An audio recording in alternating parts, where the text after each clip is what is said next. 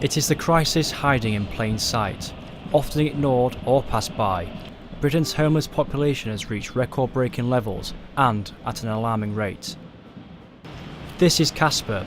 He has been sleeping rough on the streets of London for 4 years due to issues too personal to discuss. What kind of support systems are in place, do you know? Outreach team, but I haven't been seen once yet. You've not been seen once? What, in the past 4 years? You can't stay long enough anywhere to be seen. They say you've got to stay somewhere long enough to be seen 3 times. If the police move you on, what can you do? And what do you think the government should do to ease the Stop homelessness? the police moving the homeless on. When they see us sleeping, if we find a permanent spot to sleep and we ain't bothering no one, then leave us alone. Then we can be seen 3 times by outreach team, but we can't because of the police. The most recent government figures show that 4,751 people a night sleep rough on the streets of England. That is an increase of a massive 169% compared to when numbers were first recorded in 2010, which saw around 1,700 people were sleeping rough.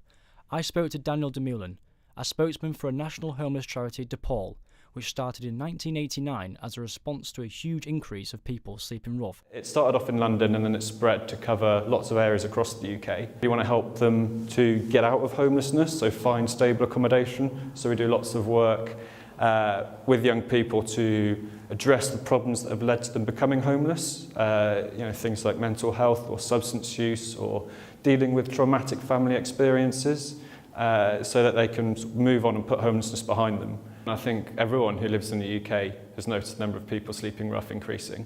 Government statistics actually show that it's increased quite significantly. The number of people sleeping rough has increased by 15% over the past year, and by 170% since 2010. Here at DePaul, because we work with young people, we're particularly concerned that the number of young people sleeping rough is increasing. As part of this documentary, I decided to see for myself what it's like to sleep rough on the streets of London. My first stop was South Kensington. I'm currently sat outside South Kensington Station, which is one of the most affluent areas in London. So far I've been sat here for 3 hours and I've had 2 interactions with people so far, one of which gave me an umbrella actually because it's supposed to rain tonight, which is really nice and considerate of them. So yeah, most people just walk past or driven past, not really noticing I'm there. But yeah, we're going to go check out some other areas later on tonight, so stay posted. My next destination was the West End. While sat outside Leicester Square Station, I was approached by a group of men from Youth Project UK who were handing out health and resource packs to rough sleepers.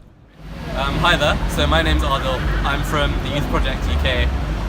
We come out here quite often with our team and we bring lots of young volunteers together to run our homeless drive events, which is where we get young people together from all over the UK to pack resource packs with food, clothing, hygiene items, that sort of thing.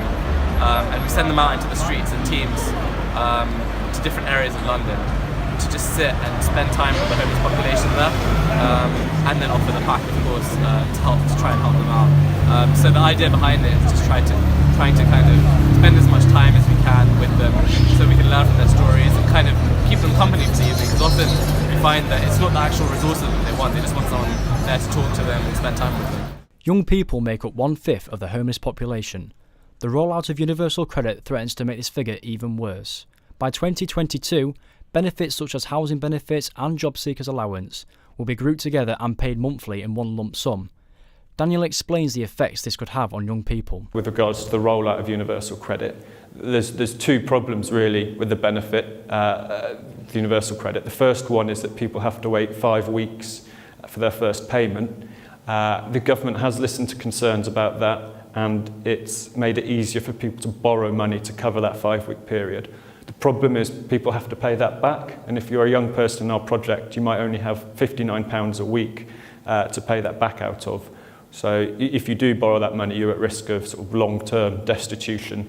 You might have to rely on food banks to feed yourself. You might turn to loan sharks, which can put people at risk of actually becoming homeless again because they simply haven't got enough money to live on or pay their rent. I'm here at Leicester Square. It's one of the busiest areas in London on Fridays and Saturday nights. Most people just walk past, some have offered cigarettes, some have offered food, some have offered little bit of money. We've had the opportunity to meet a homeless man called John, who's from Hull, which is very close to our hometown Scunthorpe, so we're in an extremely common place there. And with that, he opened up about why he became homeless, the sort of things he does whilst homeless, and the sort of things he does to make money whilst homeless. So the most common thing that he does is find things on the floor and actually sell them on to like places like CX, places like that.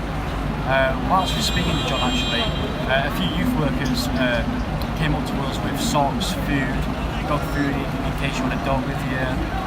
Just generally giving you health packs and offering, items for well-being and stuff. So that was really nice of them. So John's taking it away from him right now. So we also had an opportunity to discuss the extremely cold weather last week, where John actually was picked up by a woman called Kaylee at Embankment Station, and he was taken to a house in Putney, where she gave him sanctuary for the night, basically, and let him stay in her bed while she's still on the floor.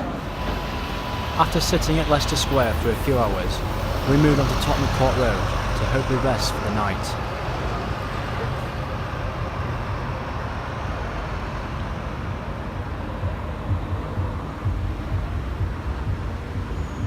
So my time as a homeless man has came to an end. I seriously cannot hack anymore. It's freezing, it's damp, it just feels super dangerous. I've met some awesome people on the way, I've met some really interesting people. Some of these guys have been out on the streets weeks, months, even years, and I've done 2 nights, and I'm really ready to just go home and get in my own bed and have a wash.